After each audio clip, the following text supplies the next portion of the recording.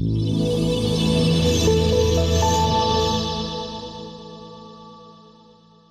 I want to introduce our first keynote, Mark Papermaster. Mark is CTO and the Executive Vice President of Technology and Engineering for AMD. He sets the technical direction and product development, including microprocessor design, I/O and memory, SoC methodology, and advanced research. He led the redesign of the engineering processes at AMD and the development of the award-winning Zen high-performance x86 CPU family, as well as high-performance GPUs, and the company's modular design approach called the Infinity Architecture.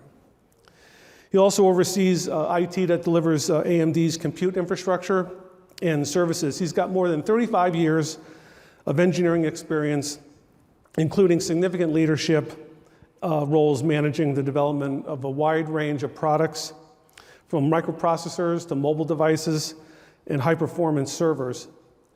Before joining AMD in October 2011 as a CTO and Senior Vice President, Mark was the leader of Cisco's Silicon Engineering Group, as well as Apple Senior Vice President of Devices Hardware Engineering for both the iPod and the iPhone. And he also held multiple roles in technology and server development. He received his bachelor's degree from the University of Texas in Austin and a master's degree from University of Vermont. Both of those are in electrical engineering. He's a long-term member of the University of Texas Cockrell School of Engineering Advisory Board, the Olin College President's Council, the Juvenile Diabetes Research Foundation, the CTO Forum Advisory Board, the IEEE Advisory Board, and most recently, the Global Semiconductor Alliance Board for Directors. So please give a warm welcome to Mark Papermaster. This is the world's most advanced processor. In entertainment, its rendering speeds render other processors obsolete. It drives the future of autonomous driving, powers cloud services for billions, helps change the course of climate change, connects communities of gamers anytime, anywhere, and uses AI to accelerate disease detection and cures. We make the world's most advanced processors, but only with your vision can we advance the world. AMD, together we advance. Well, welcome to the first keynote session of the 59th Design Automation Conference. And I couldn't be more pleased to help kick off, and thank you, Rob, for the warm introduction. You know, it's great. This is now the second DAC in person, and since we have all been isolating for some time during the pandemic, but it's great to see everyone. It's great to feel the energy in the room. My first DAC was actually in 1987 in Miami Beach. And this year marks my 40th year in the industry. And it's just incredible. I have to say that there's actually never been a more exciting time in both technology and computation over that entire time frame. And the reason is that we're really facing a massive inflection point. The combination of the explosion of data all around us and the more effective analysis techniques that we see using the new AI algorithms and the new productive means to put all of that data to work has created now, in turn, an insatiable demand for computation to run all of that analysis, a demand for high-performance computing. And that is the lifeblood I've had the opportunity to work on over those many years. And so, of course, no news to anyone in the room of how we historically relied on Moore's Law. For probably 30 of my 40 years, I could count on, dramatic improvements every 18 months with, a lower cost of the new device, but getting those gains of density and performance every process node. But we know that as the industry has moved into these minute lithographies that we now see, and as the complexity of manufacturing has grown tremendously, it's obvious to all of us that Moore's law has slowed. The costs are increasing every node. Actually, the number of masking levers is going up dramatically. And we are still getting, of course, density gains, but we aren't getting the same scaling factors that we used to have. We're not getting the same performance for each node. And so, given that, it's really different. It's really changing. And I'm going to call it metamorphosis. Metamorphosis. I know it's a little corny, but I couldn't resist. And it truly is a metamorphosis of how we approach the next generation of computing devices. The fact is that embedded devices are now truly becoming pervasive. And they're not just embedded devices that can do specific tasks, but they're actually becoming smarter and smarter embedded devices. They're in our homes, our office, our retail establishments we visit, the factory floor. And we're seeing the compute demands and the analytics and the need for fast inferencing engine instances go up at the endpoint, at the edge, and in the cloud to be able to actually handle all of this data. Experts predict that by 2025, the amount of machine-generated data will actually exceed the data generated by humans. And with Moore's law slowed, we're just not seeing that same performance per watt and performance gain per generation unless we add new approaches to accelerate those improvements. And that drives change. That drives change in how we think about computation. It drives a metamorphosis. It's going to drive new ways of thinking about how we put together accelerators with chips and chiplets in terms of how we partition, and how we bring it together effectively to have systems that can truly bring solutions to bear. We must take these challenges on as a collective industry, and that is the metamorphosis that has me incredibly excited. Because that is how we will overcome the challenges. We see it. We know. I've been so many designs I've had the opportunity to work on, so many great products, and we used to always call it the constraints. First it was conflicting constraints, one versus another, and triple constraints, quadruple constraints. Because you think about it, every new product you have these performance goals you're trying to hit. Yet you need to contain the power and the area that you consume. All that while the semiconductor node scaling of memory elements, cache elements, and analog mixed signals, the scaling is going way down. So those are constraints that we're battling in each design.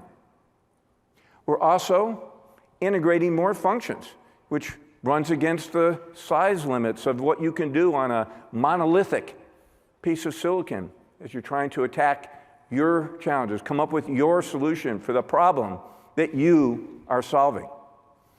So we can't really take on these challenges without a whole lot of design and design automation, right? Because that is really the levers that we pull on as an industry. We're at a crucial inflection point, as I said, where innovation is going to require ecosystem partnerships. And when you think about these ecosystem partnerships, they're actually driving our ability to collaborate as an industry and actually get our ingenuity with machine ingenuity coming together and really push beyond those challenges of the limitations of transistor device scaling.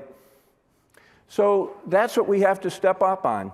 It's about dealing with that and adding techniques, new techniques, adding heterogeneity of how we bring the compute solutions. When I say heterogeneity, I mean it's really about different type of devices, acceleration devices with traditional devices, different types of packaging that we put together, and really thinking about how we handle complexity. And that's what design and automation, that's what we are here for at this annual conference. That's why we're networking. That's why we're sharing our thoughts. It's really a point where the improved automation has become a necessity in our industry. And I talk about that growing complexity, and you can see that chip designs are getting more complex. And we have the firmware and software that, of course, makes that silicon actually useful, that has to be designed from the get-go to be optimized with the silicon. And so that's where I use as a proxy for that complexity emulation gates that we have across the history. This one is showing our AMD usage of emulation gates.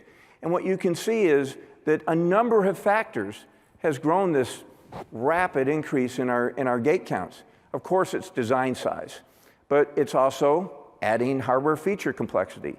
It's testing out those hardware interactions with the firmware and software pre-silicon. It's a desire to test that out and make sure it works to improve our time to market. We call it at AMD shifting left, shifting that whole validation pre-silicon. And it helps us in our continual focus on product quality that we all face in the industry of driving the expectations of quality up at every single generation. And so what you see here is that over the 10-year period, through next year, through 2023, which we've already planned, you see a 225x increase in gate count to handle that complexity increase that we've seen over that period of time. And of course, it's transistor count. You look at all of that integration that we've done, the transistor counts are rising rapidly.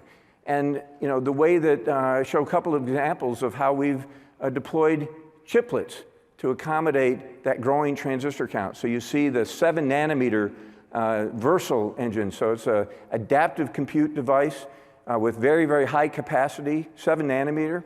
It's a high bandwidth adaptive compute device made for data acceleration, machine learning, and AI with 92 billion transistors. And then AMD's forthcoming Instinct MI300 for data centers will have 146 billion transistors. That's 8.8 million times more transistors than put the Apollo 11 onto the moon in July of 1969, which, by the way, was DAC's 5th year in existence.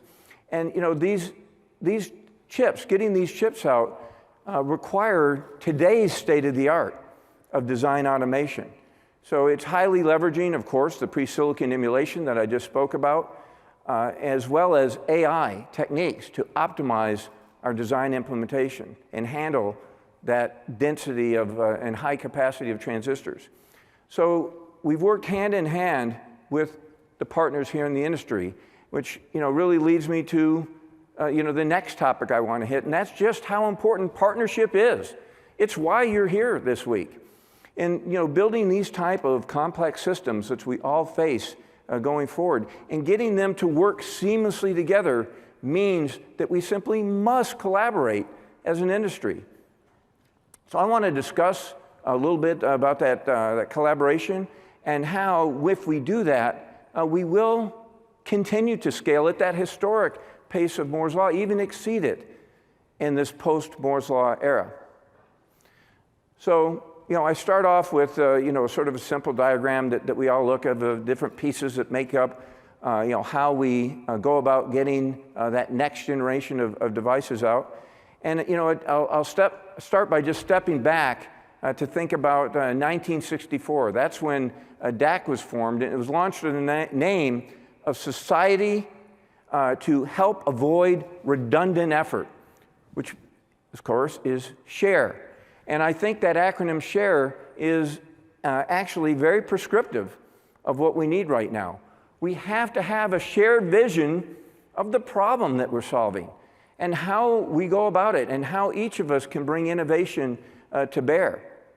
You know, we've of course had long-standing partnerships in the supply chain, you know, and you think about the foundry, the EDA, fabless companies like AMD, that's a given, you know, that we are going to have to innovate, co-innovate on transistor devices, on IP, on the whole chip methodology, and we're going to have to do that at each successive semiconductor and product cycle. So, you know, that's a given. But the food chain of how we create this innovation is now deeper. The problems that we're solving are more complex. And so on the silicon side, we've got to dive deeper in that approach. We need a common view of the challenges and how we can support nodes, new nodes. On the silicon side, it really has to have a deeper understanding of the new materials that are being used. And so we really need to understand from the equipment manufacturers what's coming and what might that change in the way of modeling techniques that are needed. You know, you think about on the solution side, with the transistor count coming up, with the complexity, the layer count of our new devices, we have to collaborate on the very compute systems that each of this partners put together. And so you're actually seeing that we're needing the current design of high-performance computing and AI techniques that all of us create to actually generate the next generation of products and technology nodes and packaging techniques and tools and solutions that we're all putting together. And so, you know, that's why I really highlight the ecosystem and how important our commitment to the ecosystem has to be, because that's what's required in this era of high performance and AI devices. We have to partner across ecosystem. We need to, you know, think about materials, equipment makers, new packaging, test, assembly, all the way up through the application and solution stack. And, you know, you think about it, it is that area, that overlap, and you look at the diagram of a design and a manufacturing ecosystem, and that innovation occurs in the overlap. And so as you're here this week, seek out those partners that overlap with you, and, you know, think about how you can partner as industry peers and how we can collaborate on open standards, on new design and manufacturing approaches, and again, even the cloud compute approaches that we may take to solve these challenging problems. For example, you know, I talk about cloud compute. I'll just give you an example of what we had to do at AMD to be able to handle the complexity that we were facing. And that is, we went actually to a hybrid on-prem and cloud compute infrastructure for our EDA. And we're leveraging both Microsoft Azure and Google, so it's a multi-cloud solution. And it's helping us to expand, you know, to handle that exploding complexity and number of transistors that we're dealing with. In the end, it's just not sufficient for any of us to work in our silos. We have to have the commitment to the ecosystem and the commitment to truly partner. You know, I talk a lot about design technology co-optimization. It's not a buzzword. It's actually what we're living, generation of product in and generation of product out, because it's the only way that we're realizing these increases in complexity of each of the new nodes for our solutions. And so what we're doing is, you know, just to here, I'm just showing you an example from TSMC. You look at 7 nanometer node, and 25% of the density scaling came from this design technology co-optimization, and 40% projected in 5 nanometer, and even more going forward. This is, you know, really, I will tell you something that's easy to say, but it takes a true commitment of the companies partnering. Particularly, I will tell you, in the fabless world, it's what allows us to innovate vertically. Innovate as an IDM is DTCO, incredibly important, and actually a requirement going forward. You look at the router and tool optimization, metal stack, power grid engineering, the memory scaling, memory architecture scaling. It's all done as a three-way across the design shop, foundry, and EDA. I could show you many other examples of how the device engineering actually affects the product changes that we make. So it's a mutual accommodation that we all need. And you know, I will sort of wrap this section. I'd like us to hear from one of our deep design partners, and that's Prith Banerjee, CTO of Ansys, as he shares with us why solution co-engineering is so important. Prith? Thank you, Mark, for asking me to present today. I am Prith Banerjee, CTO at Ansys. We are a modeling and simulation company. And in my role as CTO, I am responsible for setting our long-term technology strategy. So now let me talk about the role of partnerships, right, in driving innovation. In fact, I just wrote a book on it called Innovation Factory, which is about how large companies like AMD and Ansys can actually do long-term innovation, which I call Horizon 3 innovation, successfully, right? So large companies do Horizon 1, the short-term innovation, very well. They also do Horizon 2, which is the adjacent innovation, but they actually struggle with the long-term. And my thesis is that the best way to support long-term innovation is through partnerships. Partnership with larger companies, partnership with startups, and with academia. So let me give you an example, right? In exactly the collaboration between AMD and Ansys, right? So AMD makes these incredible chips, the multi-core chips, the EPYC processors, and the GPUs like the MI series GPUs, right? We at Ansys are working on taking our solvers to leverage both HPC using multi-cores and the GPUs. We're also working on AI machine learning, right, to accelerate our solvers. Now, ultimately, these solvers will run on an on-premise server from HP or Dell, or on the cloud from AWS or Azure. So what we are working on is how can we get the maximum leverage, right, by making our solvers leverage the GPU capability from AMD, running on either the HP or Dell server or on the AWS cloud, or taking our AI/ML capabilities, right, that runs, say, TensorFlow, leveraging the AMD GPUs, but running on an Azure cloud. This is exactly the work that we are doing, and I honestly believe that the innovation, if each of the companies did it themselves, the customer will see a certain value. But if they are all aligned and they work together, they'll see 10x value. That is the value of partnerships. Well, as you heard from Prith, the partnerships have really made a difference for the long-term innovation at Ansys. And you'll see it just will become increasingly important as we dive deeper into how we unleash the power of AI in such a variety of applications that we all face in this industry. So at this point, I'd like to shift gears and talk a little bit about how high-performance computing is really evolving to meet the needs of our IT needs going forward. And I'll start with a thought about HPC. Let's first look back 10 years ago.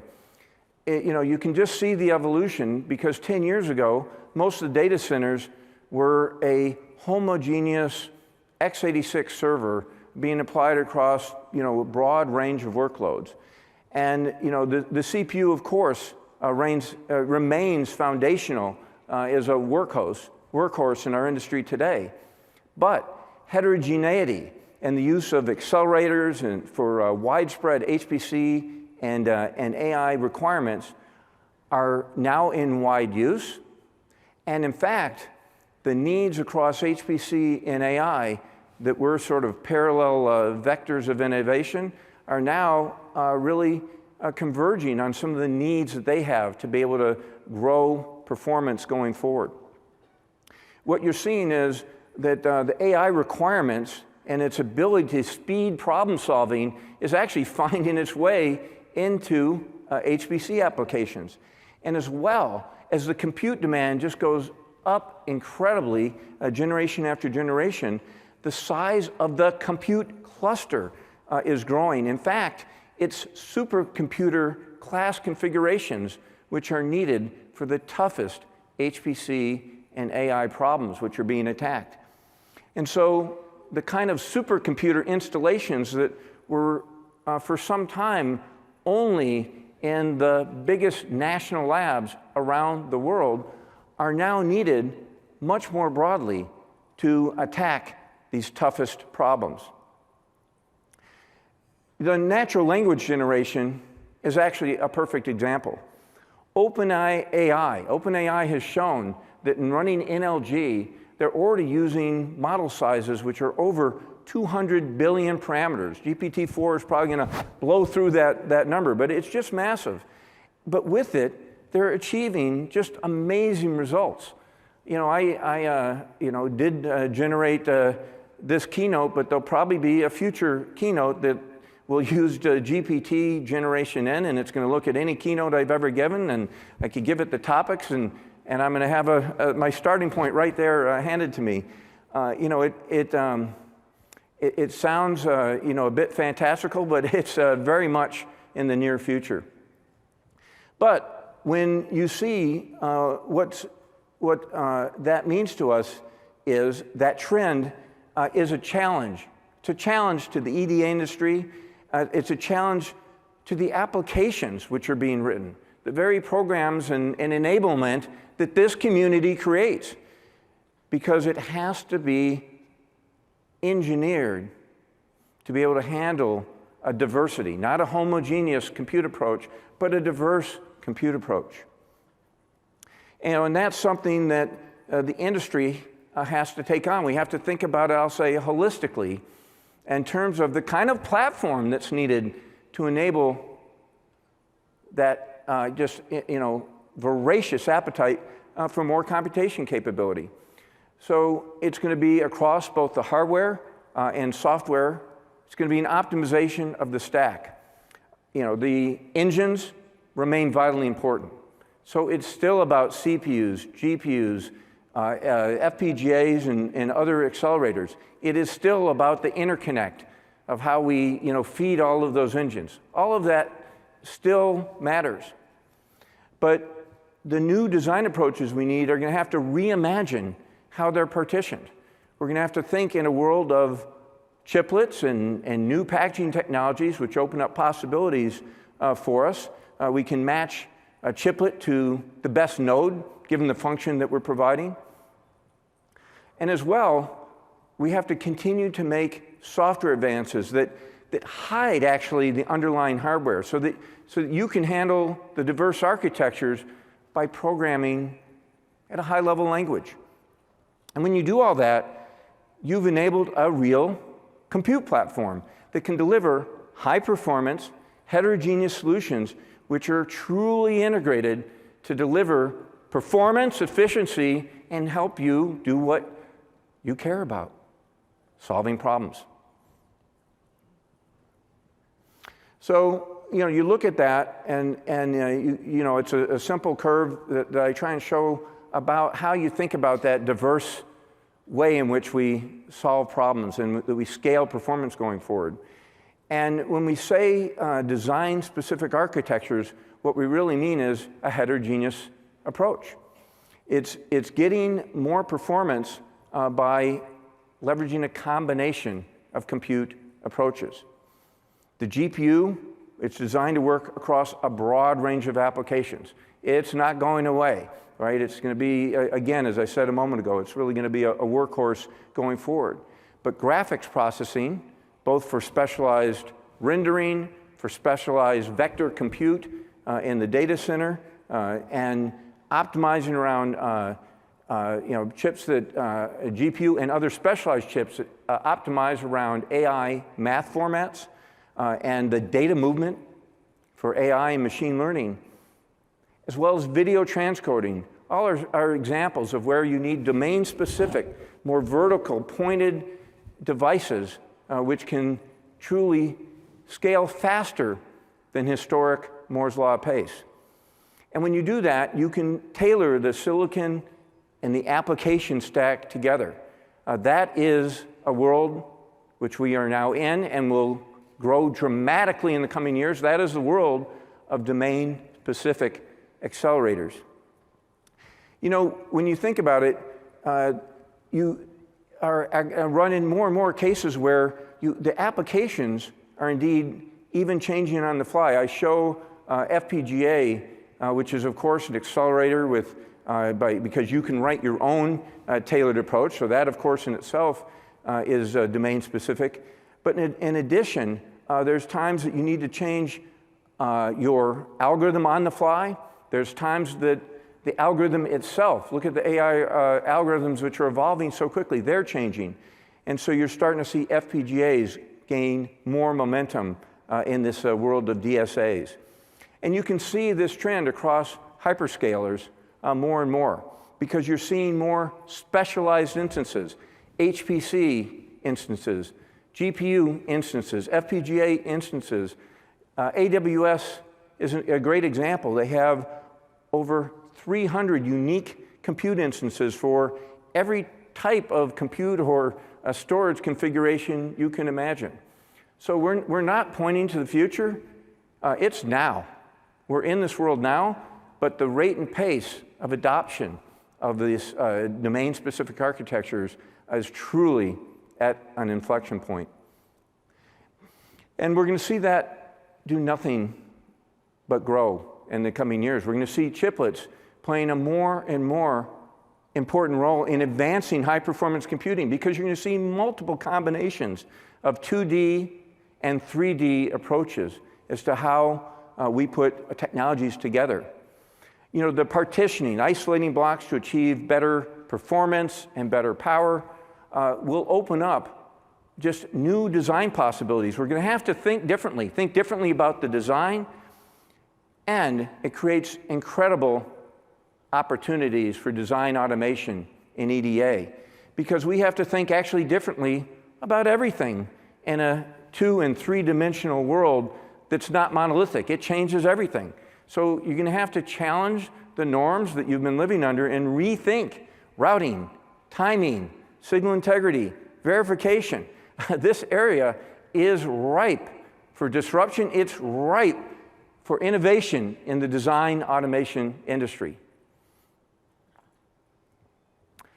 Well, look, one of the biggest challenges that we have as you think about everything I've talked about, the challenges we face and more computing, and of course the power that consumes as we put these new solutions together, we have to think in this era of HPC and AI, we have to think about how we're driving more power efficient innovations and chip design, as well as renewables and managing overall energy consumption, or it's simply going to become out of control. To illustrate this point, I'm looking at the SRC decadal plan. This is SRC does a great job with this report and looking ahead for the next many years. And you look at IT computation, and it's on a trajectory to approach, frankly, the maximum amount of power the market could even sustain. And so, you know, that means that in fewer than 2 decades, the market would be capped if we continue down this path. We have to solve this problem, or frankly, computation will flatten out. But that's not really the problem, is it? I mean, of course that's a problem. It's a problem for our industry.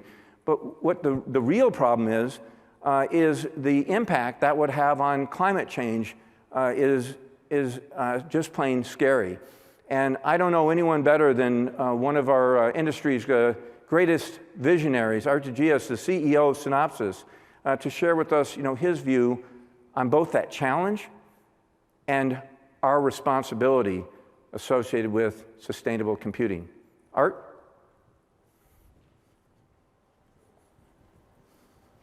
Thank you, Mark, for the opportunity to speak on behalf of our most important sponsor. There are 2 similar graphs that capture our profession and our lives. The first one, an exponential, you know well, because it was started by Moore's Law, and today, of course, has morphed into SysMoore, systemic complexity, but with a Moore's Law ambition. The second one you may not have seen, although there was plenty of time to look at it, 1,000 years here, it's CO2 in the atmosphere. You know what's amazing is you take the exponential on the left and you map it on the right. It fits perfectly. That should be very scary to all of us. So much so that our objective is clear. We have to improve this equation. And so 3 requests. The first one, improve performance per watt 1,000x this decade. In order to do what? To improve the smarts in the world. In order to do what?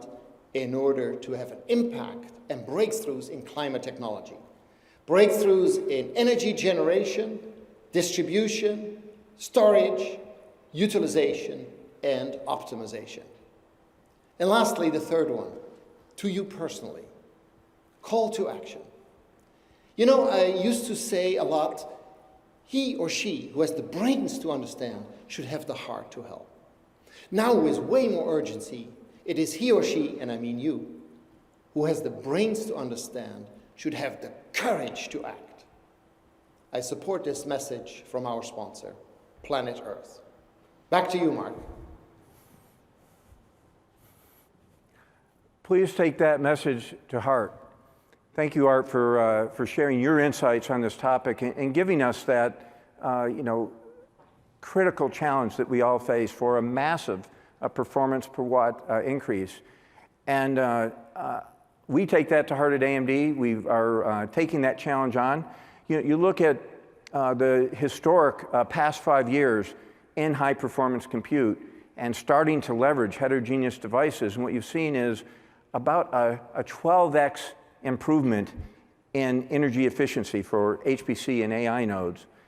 And at AMD, we've taken on a commitment. We're using architectural explorations that we've done across the design innovations, packaging innovations, how we put the silicon together, all the challenges that I talked about to change our power consumption trajectory, to dramatically increase our power efficiency and really drive disruptive improvements using heterogeneous compute to drive down the power consumption. So what we have done is committed to a 30x improvement in power efficiency by 2025.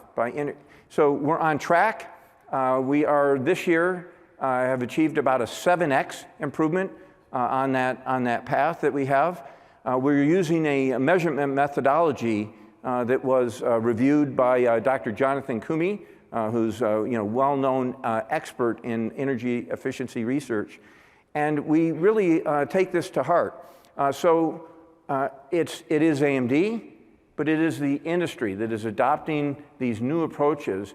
And if we do truly take this disruptive approach to HPC and AI computing, and if all of us adopted this approach and could achieve this type of commitment like we're making at AMD, we would save in the next 10 years 51 billion kilowatts of energy, $6.2 billion in energy costs, and drive down carbon emissions to be the equivalent of 600 million tree seedlings that would be planted in that period of time. So hugely important challenge for the industry, one that we take on, and I earnestly hope all of us in the industry band together, partner together to take this head on.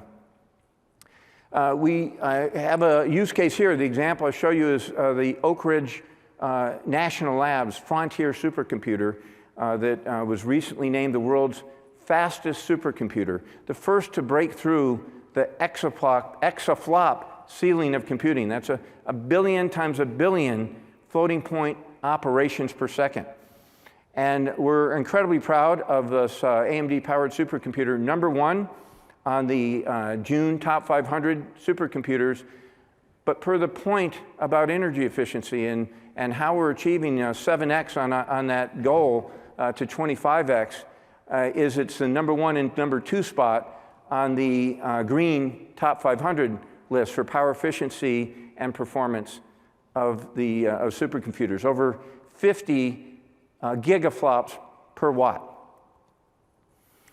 It's really been a great partnership. This is the MI200 design, so we really appreciate partnership with the U.S. Department of Energy, with HPE, and what it drove is all the elements I talked about earlier. So it was about CPUs and accelerators, CPU and GPU. It was about our Infinity architecture, tying it together to scale.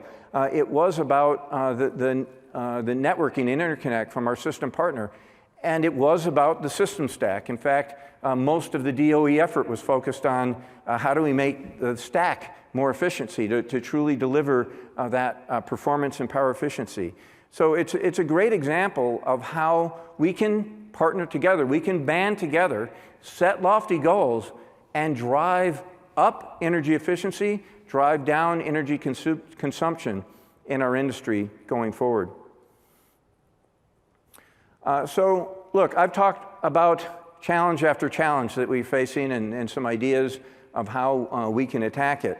But I would like to shift and gears a little bit and burrow down on AI, because AI really is at the point of transformation in our design and design automation industry.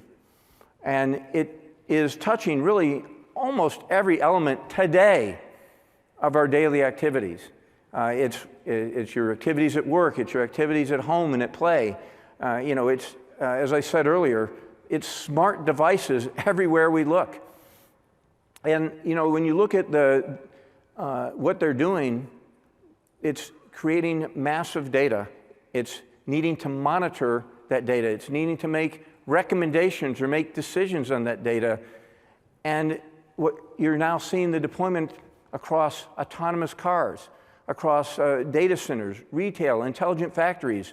It's critical in the rollout of 5G telecommunications. It's inferencing on the edge before, inferencing and training on the edge before you can even afford the latency of getting to the cloud. It's prevalent today, and it's becoming more and more pervasive going forward. And it's just creating a real demand for innovation applications. And so I'd like to just highlight a few cases in our industry that you're all here for, in design automation.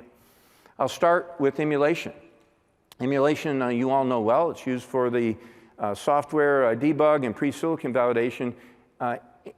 Just indispensable in our need to drive our designs to market more quickly and improve our overall cost of design. More than $15 million of spin of mass for recent nodes.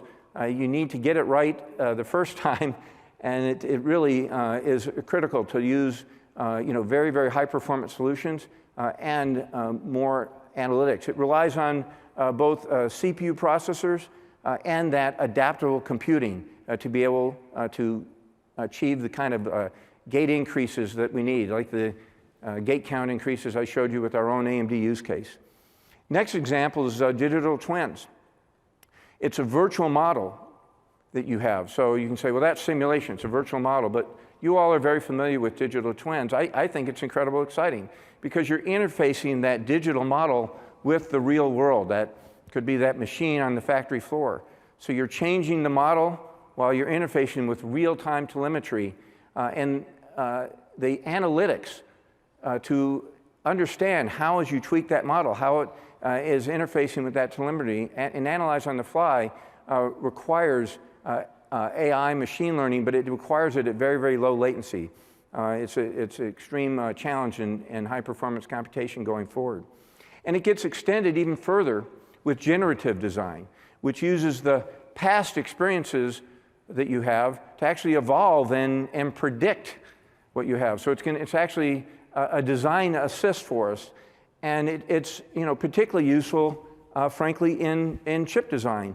And you're seeing now is many more options that we can have in chip design, and particularly a design optimization, which I'm actually going to spend just another minute on because it's kind of near and dear to my heart. Because with the increase that we have in design complexity, AI has now just become a necessity.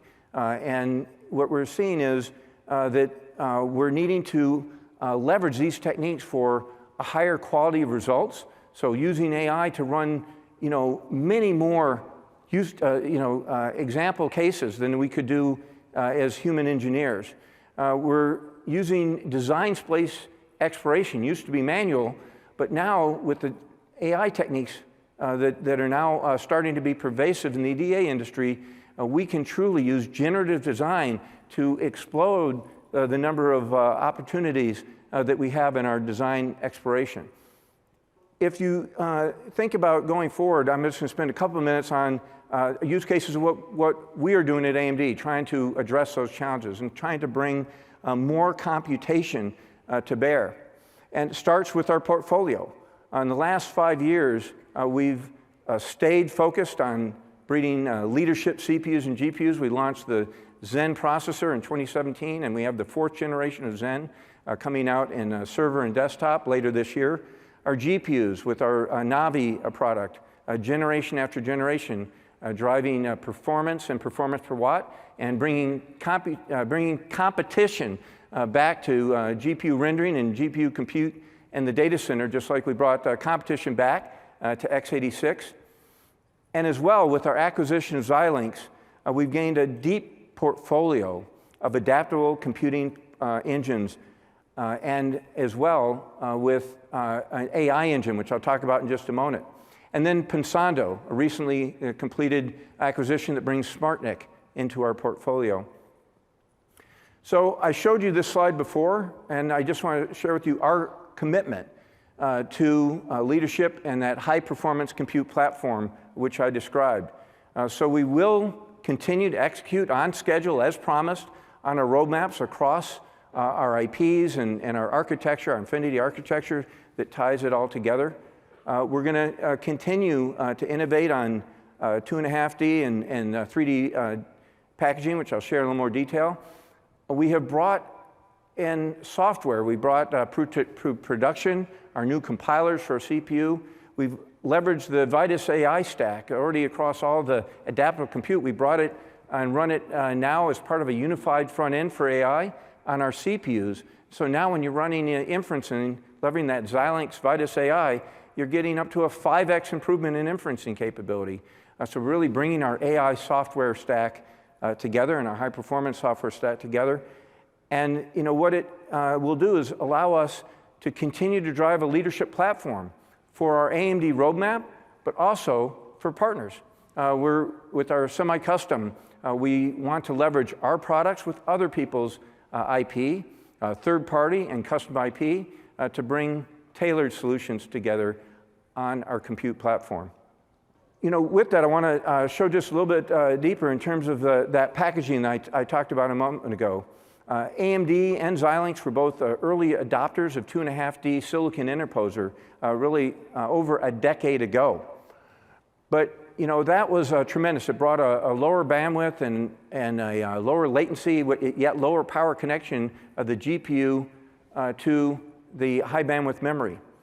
But we've innovated beyond that, and that was a GPU. And at the FPGA, the team innovated to bring much higher capacity FPGAs to the market, leadership capacity FPGAs used in emulation, data center, communications, and other markets.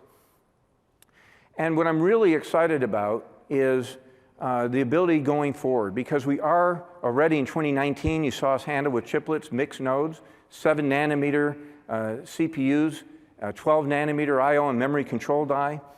And now we're really pushing the inflection point of those limitations of Moore's Law.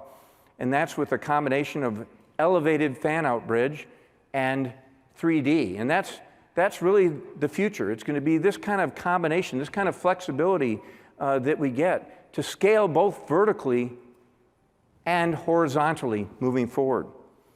With the elevated fan-out bridge, that's what's in that Frontier supercomputer that I used an example a moment ago. You can see that we're getting, using just a sliver chip between the GPU and CPU, leveraging even more benefit than we did with our original 2.5D solutions that we pioneered some years ago. And with the 3D hybrid bond, that's a 9-micron pitch of a copper-to-copper connection that we showed stacking caches on top of the Zen CPU. And so it's a silicon connection. It's like a monolithic scale, but vertical. And with that, we're tripling the L3 cache and running at a much higher interconnect density, over 15x versus traditional microbumps.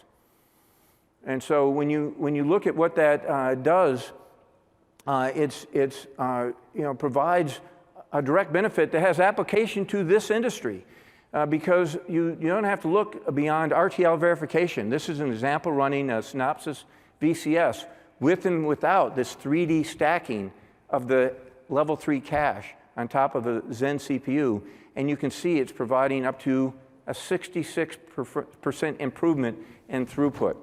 And it's already having an impact across EDA and manufacturing partners, and it's already available in cloud instances. In fact, there's a talk on this by Phil Steinke just after my section here. So I want to wrap with Pervasive AI. I talked about it earlier, and what I really want to highlight is what our commitment to drive AI going forward. It is pervasive, and frankly, it's just becoming a tool like the calculator, like an Excel spreadsheet was years ago. AI is a tool. You have to have it if you want to remain competitive. If you want to put your data to work, you will be deploying AI. And our commitment is to leverage novel ways of going about that. And I just show you an example of the AI engine. And this is that adaptability I talked about earlier in the AI section. The AI engine has a long history. It's out in market today with Xilinx Versal products. But that AI engine is very adaptable and can be moved across our portfolio. And what it's allowing us to do, and you'll see it in devices and PCs even next year, is customize the data movement and really optimize. Might have changing mask formats, different batch sizes that you're using, unique memory configurations, all adaptable with the AI engine. So we are very excited about this, and of course it leverages the Vivado place and route, which is inherent as part of the Vitis stack. It leverages Vivado to optimize each of these designs based on your application. So I won't go through this, but we are squarely focused on providing AI solutions. And just repeating the slide before, I can share with you that indeed we have product offerings to really help solve the most difficult AI and HPC challenges across the industry, and to make it easier to hide the complexity with our software stack, and again enable easy programming for these solutions.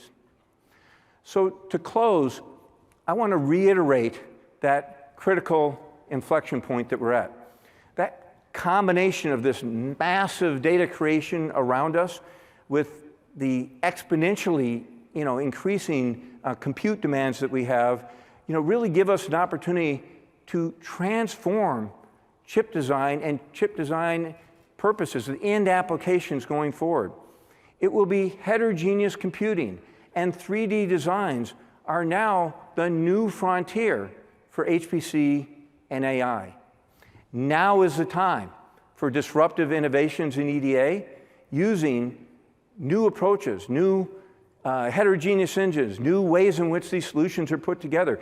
If we can partner across the industry and avoid staying in our silo, we're going to provide faster and more capable solutions across the industry in a much improved energy efficiency. This is an incredibly exciting journey, and now is the time.